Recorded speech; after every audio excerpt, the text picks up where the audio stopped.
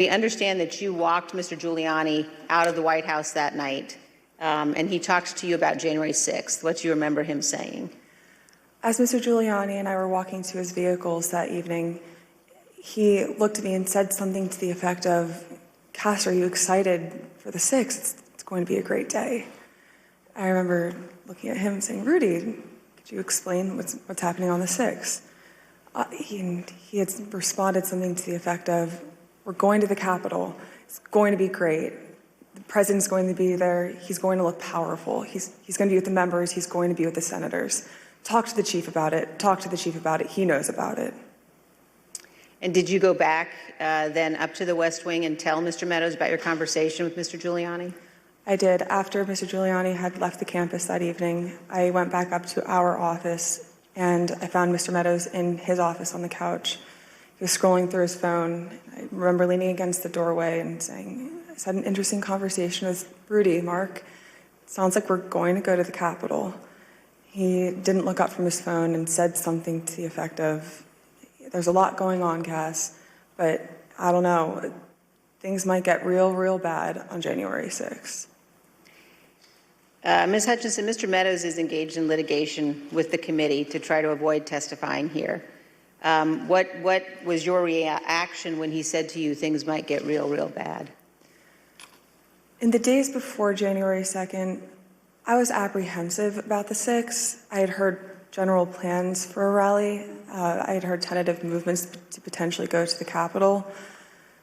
But when hearing Rudy's take on January 6th and then Mark's response, that evening was the first moment that I remember feeling scared and nervous for what could happen on January 6th.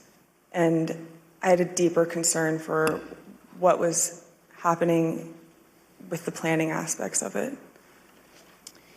Thank you, Ms. Hutchinson. Today, we're going to be focusing primarily on the events of January 5th and 6th at the White House.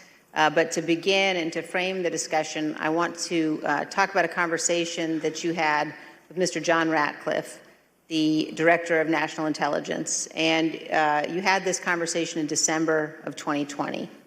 Mr. Ratcliffe was nominated by President Trump to oversee U.S. intelligence, our U.S. intelligence community. And before his appointment, Mr. Ratcliffe was a Republican member of Congress.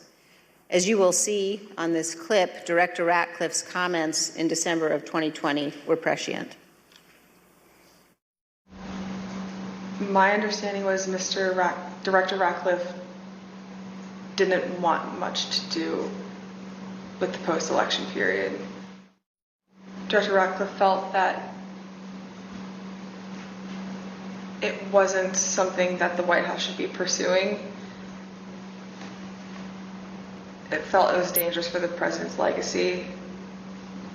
He had expressed to me that he was concerned that it could spiral out of control and potentially be dangerous, either for our democracy or with the way that things were going for the 6th. When you say it wasn't something the White House should be pursuing, what's the it?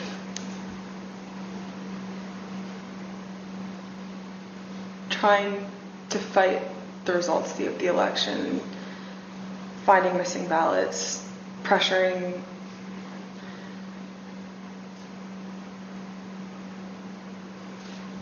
filing lawsuits in certain states where there didn't seem to be significant evidence, and reaching out to state legislatures about that. So pretty much the way that the White House was handling the post-election period, he felt that there could be dangerous repercussions in terms of precedent set for elections, for our democracy, for the 6th. He was hoping that we would concede.